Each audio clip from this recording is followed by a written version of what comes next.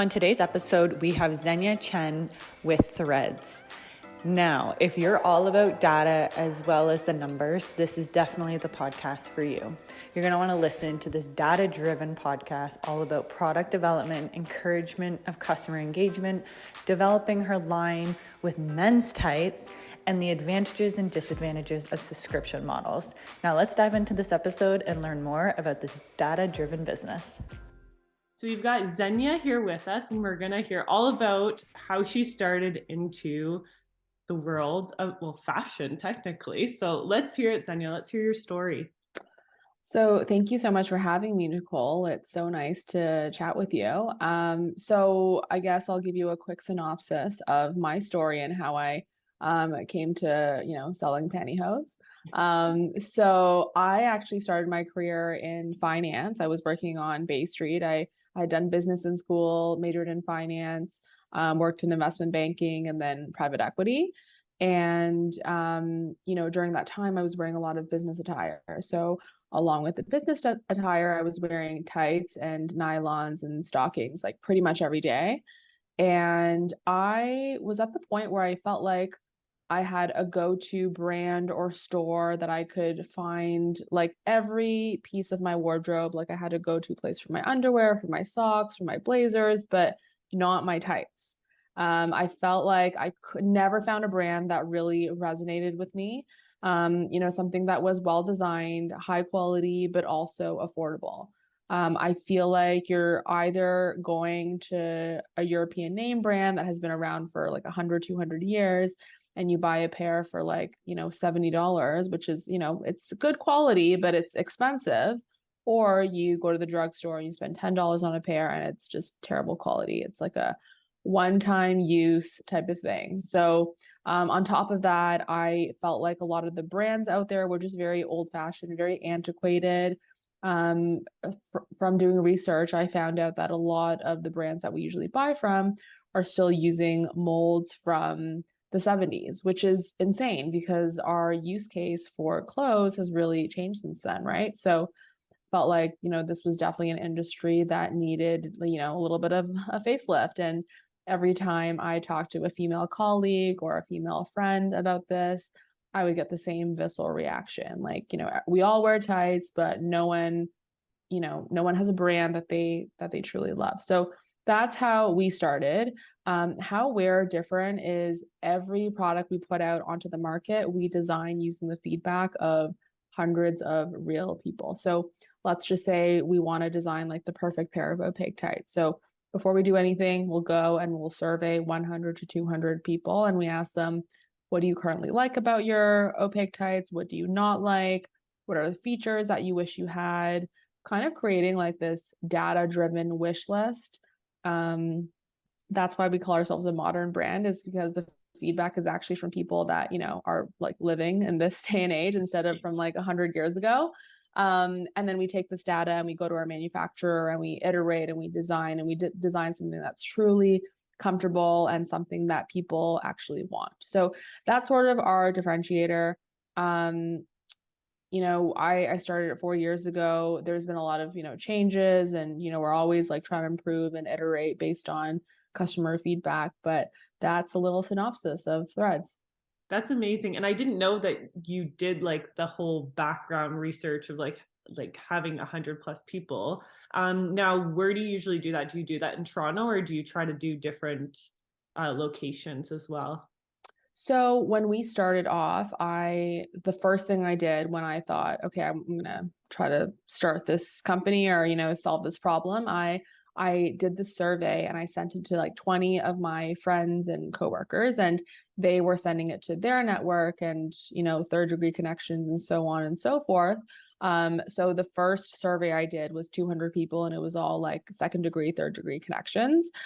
Nowadays, because we have a, larger customer base, we'll just go to our customers.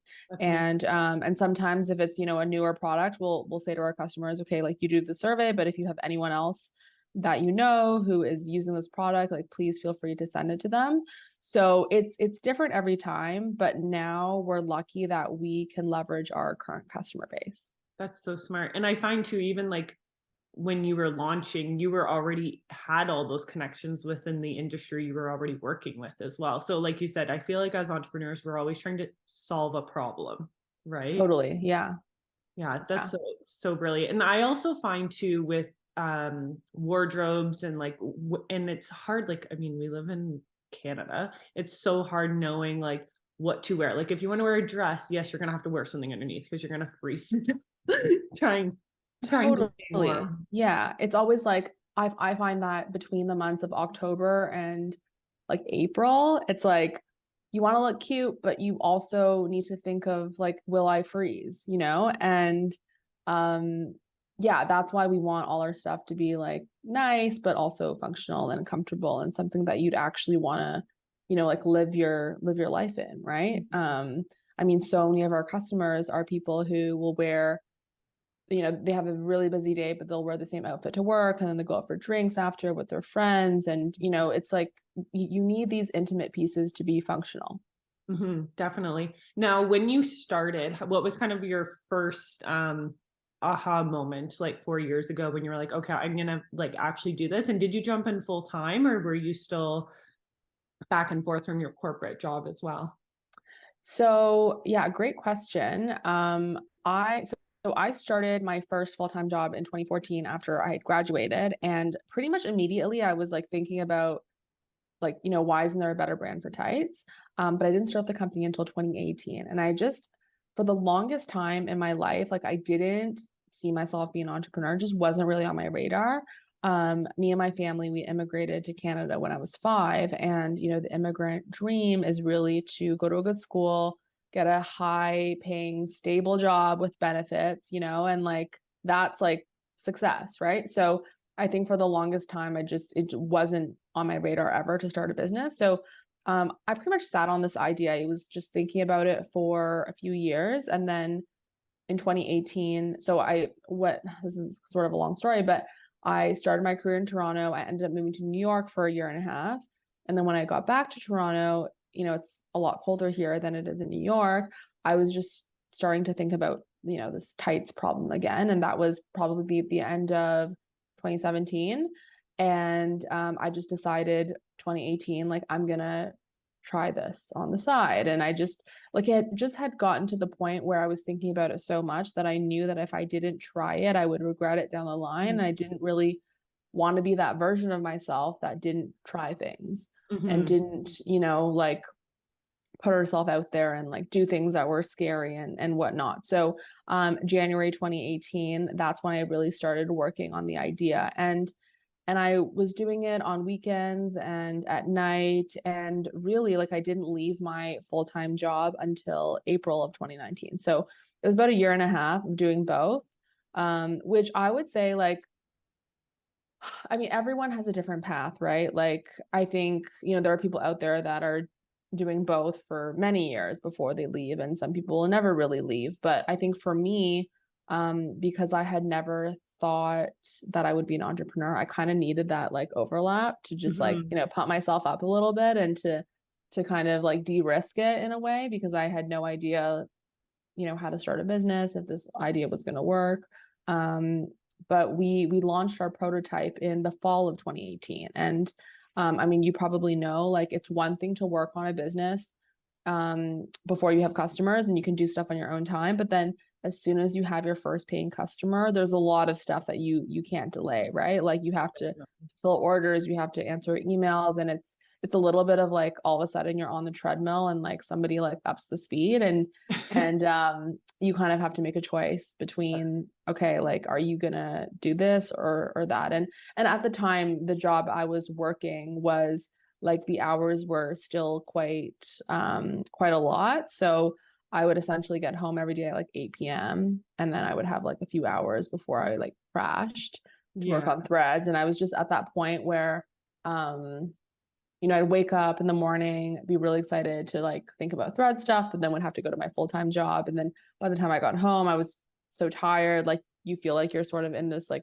purgatory between lives. So for me, that was a year and a half was about the right time for me to leave.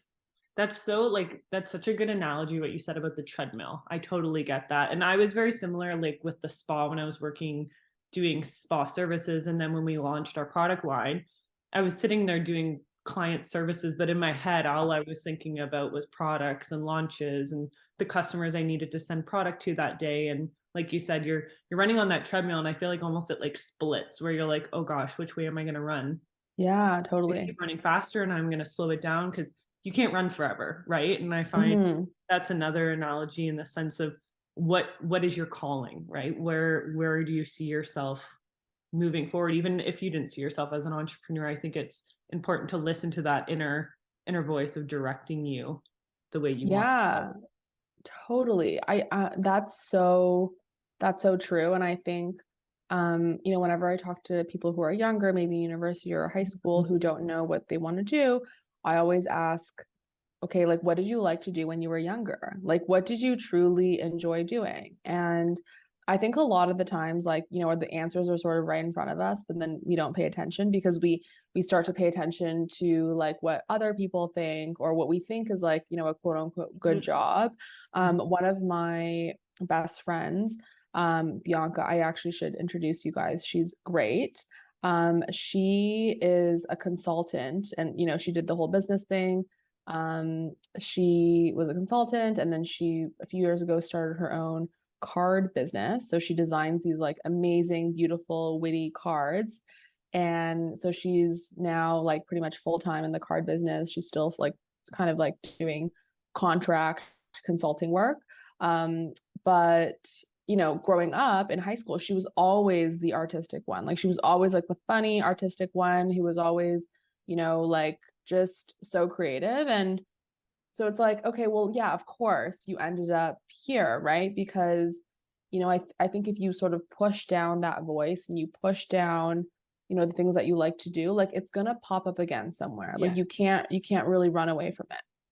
Did you have that when you were younger as well? Like, I mean, with corporate, I guess it is part of the uniform in a way, is wearing the dress suits as well as the tights and things like that. Was there kind of any of that when you were younger too, into getting into like a fashion, like Yeah, professional fashion?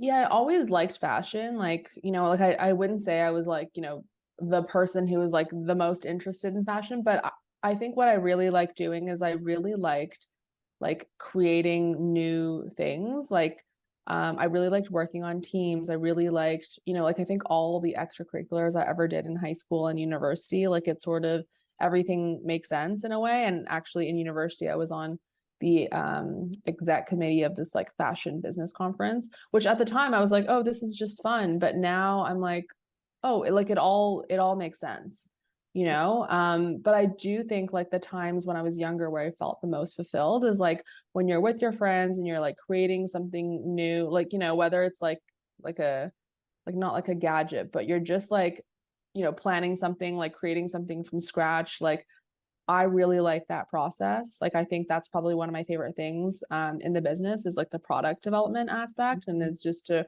really come up with these like cool features and like getting feedback from people, and that's really really fun for me. And I think I 100% had little like glimmers of that when I was younger. I find that creative outlet is huge, like creating something that, like you were saying before, that we need or other people need in their lives. It's like you're helping people, but it's also fulfilling your needs because you're helping them. Oh yeah, totally. Like there's nothing better than like reading a positive customer review. Mhm. Like that's like I think like I don't know about you, but obviously there's like a lot of ups and downs, but like those are like some of the best highs, right? It's just Yes. like reading a really really nice customer review and someone saying like, oh, like these are like the best tights that I've worn, or like this is like changed my, like something like that. Like I think that like it makes it all worth it for sure. And just to think, creating a product that people are actually physically using and wearing. It's like you invented it. I think that's such a thing that entrepreneurs, we like, yeah, we're putting the orders together and we're shipping them out, but then it's like thinking like, I created this from nothing. It was an idea, right? And so Yeah. we need to remind ourselves of that when we are. I was listening to a podcast actually the other day talking about that, of like the reflection of like what you have created. As a busy entrepreneur, I know how important nutrition is for my brain health. I know how I need to be on all the time, as well as my energy levels. Now, a lot of my energy also comes from my healthy gut, which is my nutrition and food. Now, Goodfood, if you haven't heard of it, it's definitely a good idea. If you put in promo code Nicole 3X2, you will get 40% off or more on your first order. Now, I'm just warning you, it's a little addicting. I definitely get it every single week, and it has changed the way I am in the kitchen, as well as my productivity and time management. No more going to the grocery store. I barely have to go. The only time I have to go is for the essentials like coffee creamer, coffee, or any of those type of little miscellaneous things I might need around the kitchen. But once again, we will put the show notes below for you to get your promo code through Nicole 3X2. Happy shopping, everyone. But even just talking about Dragon's Den, where in the segue of the 4 years did that happen? Yeah, so we auditioned like this time last year. So we like filled out the form, and it was pretty much like a year-long process. So the reason why we did it, so the business has actually been completely bootstrapped. We've never taken any outside funding, but I think, we thought Dragon's Den would be a great channel to get our product out to like a wider audience. We actually had been contacted by the producers a year before that, like saying, have you thought about auditioning? Like we saw you on, like a list of like Canadian businesses or whatever. But the year before, we were actually in the process of developing our men's tights. I will tell you a little bit more about that segment, in a bit, but we thought, okay, let's wait until those tights were like out on the market, because I think it could be a really like interesting speaking point. And not only that, but our men's demographic, I think a lot of them do want to see greater awareness, and they want like the men wearing tights to be less stigmatized. So we thought, okay, well, like what better way to do that than for Threads to be on, national television. So that's why we waited the year. So we auditioned last year. And, so we did the auditions with the producers, and then we ended up pitching in May, and then it went on air in October. So yeah, that was definitely like a very interesting experience. I mean, I'm not like, I hadn't ever really been on like reality TV or like, anything like that. And it's definitely like, it's an experience for sure.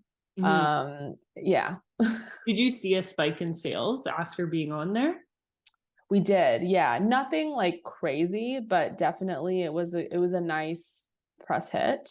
And I think even now, because the episode really just lives online, like we're still getting purchases. We have this page at the end of our checkout that asks like, how did you hear about us? And people are still selecting it. It's been like 3 months. So wow, fingers crossed it continues. But yeah, that was definitely, that was a nice sales bump. That's amazing. And yes, talking about the men's line, love to hear more about that and how that kind of all started and how you created it. Yeah. So obviously when I started Threads, I was building the company from my own point of view, right? So someone who's wearing tights to go to work, but also like on the weekends, like I'll wear tights when it's cold out. I didn't know that there were men who wore tights. But when we started running Facebook ads, and as you know, the Facebook algorithm is so smart. Yes. And so even if you say I'm targeting women, they'll just show your ad to the people that are most likely to buy your product. So even if it's men, right? So we started getting orders from men. And at first I thought, okay, well, maybe they're buying them for their wives or for their moms or, someone in their family. But I have this email that comes from me after every first purchase, and it's automated, but it asks our customers like what their feedback is, like, are you happy, are you not, like just sort of like a conversation started with them. And I, for any business owners listening, like I actually highly recommend doing something like this, because we've gotten such incredible feedback just from this like one email flow. But anyway, so from this email flow, we started learning a little bit more about why these men were buying.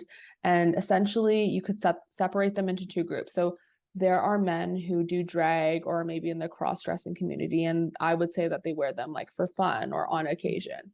But then there's other men who I would say they're like cis hetero men who will buy a pair for themselves, a pair for their wives. They're wearing them for compression, for comfort, for utility. We have a lot of guys that work like outdoor jobs who will wear them to prevent like tick bites, which is like never, like I never would have thought that as a use case. And then we have a lot of army guys. So like we get a lot of orders like to different army bases across North America, which is pretty cool. But it's a very big segment. Like if you look at our top 10 customers by lifetime spend, 6 of them are guys. No way. So yeah, so they're spending a lot. They are really like high quality customers, I would say. Like they're always responding to our email marketing, which is like so nice. You know, I feel like women don't really do that. But a lot of these guys are like in their 60s or 70s and they've been wearing tights for 30, 40 years and they've been buying them from traditional brands. Yeah. And I think they're excited about Threads because this is almost like the first time that they feel seen. Yes, I was gonna say that. Yeah. So I think, you know, a lot of the more antiquated brands, it's like, you know, they're not marketing to men. And I don't know, again, like there's stigma, right? So, which is weird because it's just an accessory. Yeah, exactly. And, you know, how is it different from like wearing long johns, right? When you're skiing or whatever. So, yeah, I think our male customers are just really excited that they're seeing a brand out there that's speaking to them, talking to them, like addressing them and, you know, really getting their feedback. So, I mean, all our tights are really unisex, and actually I would say the majority of men will buy our sheer contour tights, which is just like the best seller across the board. But we started designing the fly tights because a lot of them were saying like, oh, well, wouldn't it be nice if we had tights that were made like per men's proportions and then like had like a fly and more room in the brief area. So we're taking, you know, all these pieces of feedback and we designed those tights the same way that we designed all of our other tights. So just really like getting data from them and going from there. So we launched those October 2021, I believe. So just over a year now, and they've been really popular. And the really cool thing is we have noticed in the past few months, a lot of our retailers have picked them up. So like, you know, a lot of the specialty lingerie stores across Canada, they're starting to put them in stores, which I think is like so cool, right? Well, they're probably seeing that it is one of your best sellers now, like you're saying that it's busy. And I feel like too, I'm applauding you in the sense of listening to your consumers, because I feel like as entrepreneurs we think we know what's best for our customers because we're inventing the product, but I feel like what you're saying, taking the reviews and like learning from our customers is so important. How do you do your emails? Is it through your website or is it automated? How do you do your so it's through Klaviyo.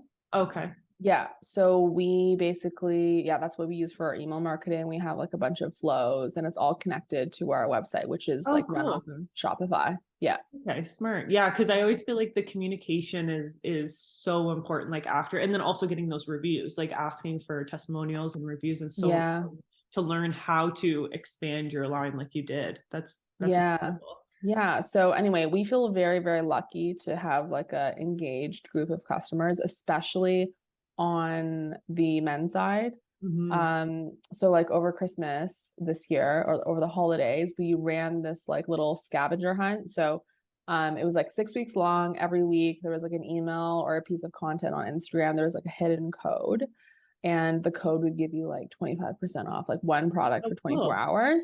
But then if you collected all 6 codes, you'd get like a gift card at the end of the whole thing. So it's like, you know, trying to get people engaged. It's like fun, a little bit different. And I would say like 80% of the people who submitted all 6 codes at the end were men. So they're very invested in like, the marketing activities, and like they're great. So we're very, very lucky to have them for sure. Well, and they're probably thankful for you. That's probably part of it as well. They're grateful that there is something that they're, as a consumer, able to buy, and it's in there, and you're listening to them too. Yeah. That's incredible. And I noticed on your website as well that there's like a membership as well. Yeah. Do you want to tell us a little bit more about that? Yeah. So we actually launched in 2018 as subscription only. Okay. I mean, it was only subscription only for like a few months before we decided to, have like one-time purchases as well. But the reason we started off as subscription only is during the first survey I sent, all the frustrations that people had with tights sort of fell into 3 buckets. So the 3 buckets were quality, like a lot of the stuff out there is just not good quality, not well designed. Second is price. So a lot of the stuff out there is just like too unaffordable if it's good quality. And third is convenience. So a lot of the times people, it's a wardrobe afterthought item, right? Like when we're going out, we want to think about, okay, like what's the dress I'm going to wear, what shoes, what jeans, like whatever. But like, you don't really think about your tights until it's sort of like the last thing that you put on a lot of the times. And I don't know about you, but I used to have this like drawer that was like the tights graveyard drawer. And you don't know like what tights are good and what tights are bad, and you're just like, okay, like let me just stick it in there and like think about it later. But there's nothing worse than like, getting dressed and at the 11th hour you're like, oh, I have no tights, and like I forgot to buy tights, because like why would I ever want to remember to buy tights, right? Like we're all busy. So the subscription was really to try to solve for that. So it's like, if you're going to wear tights all the time, like just do a subscription, like you save money, set it and forget it, like it gets sent to you every single month. That was like the thought behind it. I mean, now it's just a small part of our I guess offering. Yeah. But people really, really love it, especially like we have a lot of lawyers where they have to wear tights to court. We have a lot of flight attendants who wear it. They're literally so busy and on the go all the time, so they just want it to be sent to them.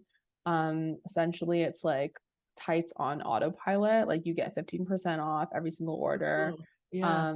You get an email 3 days before every shipment just saying like, hey, do you want tights this month? Like, if not, like you can cancel, you can skip. Like it's very, very flexible, and we're very transparent.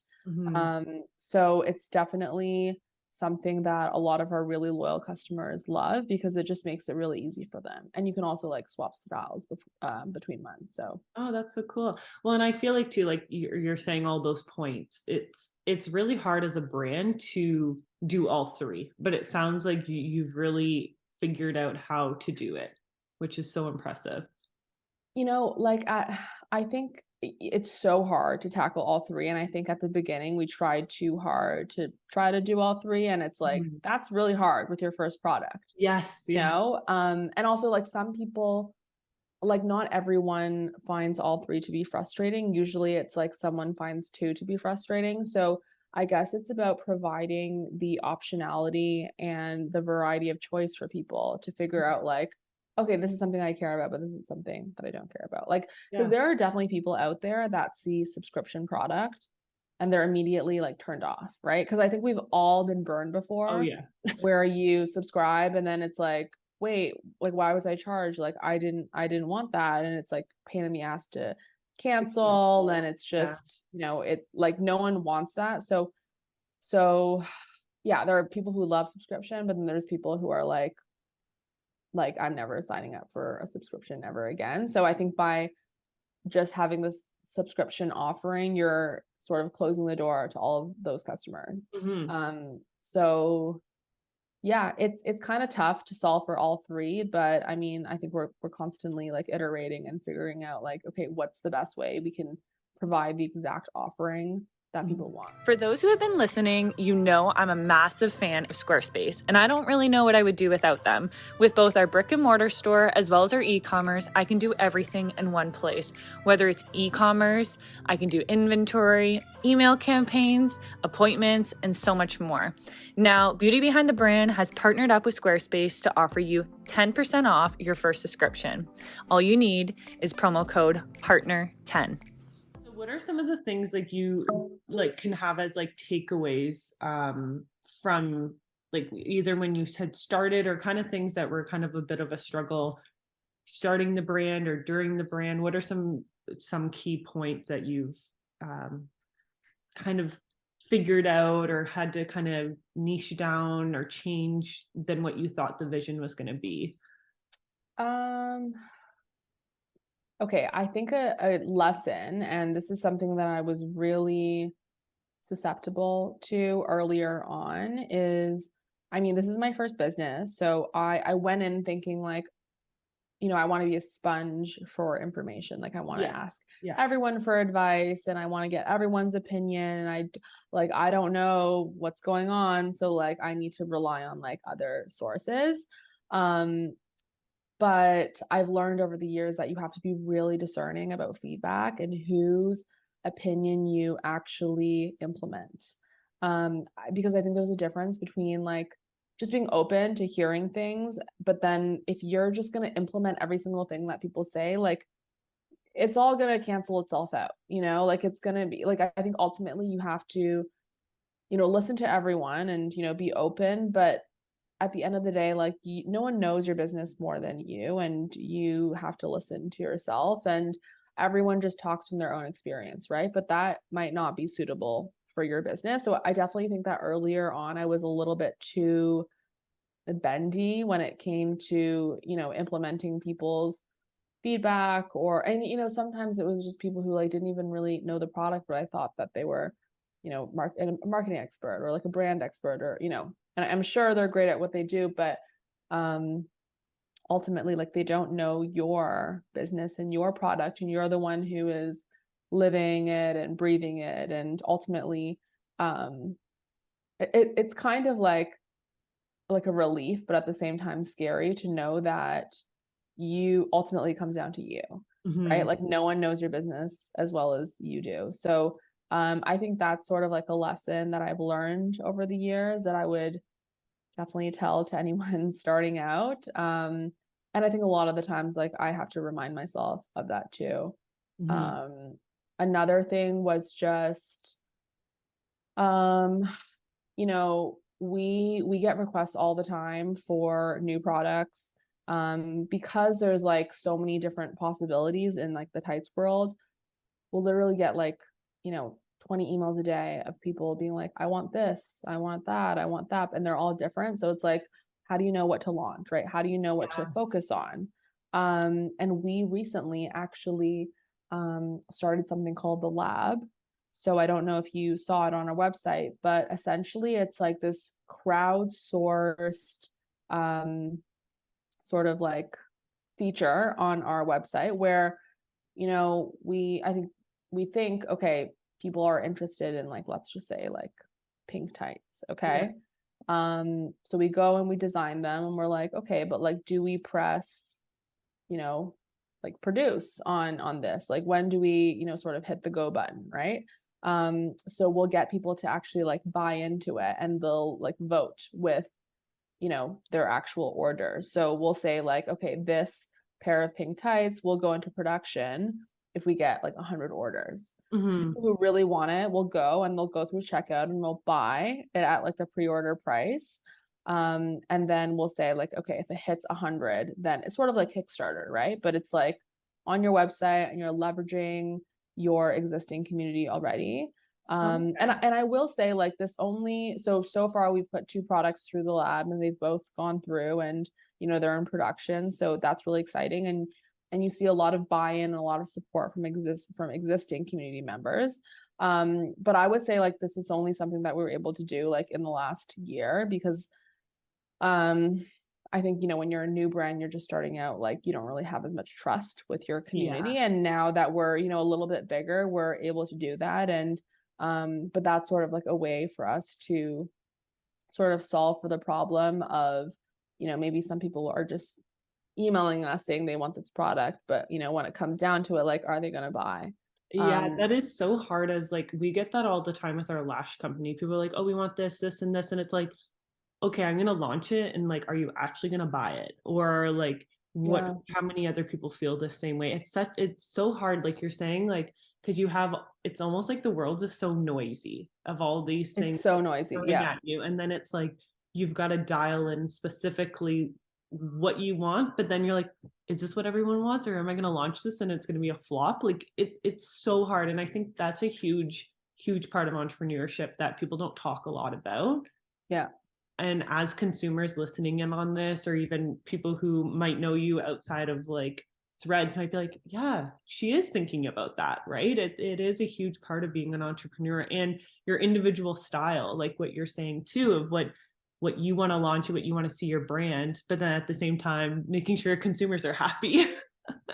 Totally. Yeah. Yeah, for sure. And like, as you said before, like sometimes we think we know the best for Mhm. our brand and the best product that people want, but like one of our best sellers like wasn't even on my radar, right? Yeah. Like it was like a product that people started requesting, and I was like, oh, like never would have thought that this is something, because it's something personally that like I won't wear, right? But now it's like one of our best sellers, like our sheer to waist tights. I personally like love a little control top, but like people love the sheer to waist, and it's like I would have never come up with that on my own, That's right? amazing. So Yeah.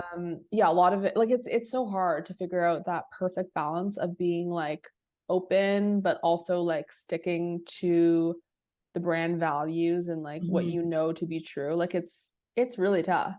And I think too, a big part of it is, I was reading this book the other day, and I was chatting about like how in business we need to treat our VIP, like our number one customers. We really need to like keep them, and how to keep them happy. And it kind of breaks down like the importance of that. But as a brand, it is so difficult. But it sounds like you've got a great way of communicating with those clients back and forth too, where I think as entrepreneurs and business owners, e-commerce, we should be doing that more. Exactly how you're doing is like getting those reviews, talking to our clients more, emailing. The communication is huge. And I think Mm-hmm. they like that you're wanting to listen as well. Yeah, hopefully. Yeah, like, I think I would love to maintain this same sort of like cadence, quality of communication as we get bigger, because I think there's a lot of stuff that, I mean, I really believe in like, the whole doing things that don't scale early Mm-hmm. on to sort of nurture those customers. And I think for us, it's always like, okay, well, as we get bigger or, to the next step, like how do we maintain that quality of communication, that like client service? Yes. It's tough because I think I mean, you always see like so many case studies of like brands that get bigger and then customers are like, oh, well, it used to be better. It's like, okay, like yes, I think every brand Yeah. tries that, but it's hard, right? It's hard as you Mhm. get bigger. So I mean that's I think that's a challenge for us, but also like with so many other Oh, companies out there. 100%, 100%. Well, this has been so amazing. I feel like there's so many takeaways, and even just like I think a huge part of it is listening to our consumers. I think that's one of my biggest takeaways. I'm already like, okay, I need to work on my email communications with our clients. Like, I'm already thinking about that. So thank you so much for jumping online with us and chatting. And I feel like this is going to be a great way. We're going to let you in on a hint. There's going to be possibly a giveaway when we launch this episode. So listen in, and you might be able to win a free pair of tights. So I feel like this is just an incredible way to hear how your line has started. And I can't wait to see it grow for years to come. So thank you so much, Xenia, for Thanks coming so on. much for having me, Nicole. It was so lovely to chat with you. Amazing. Thank you.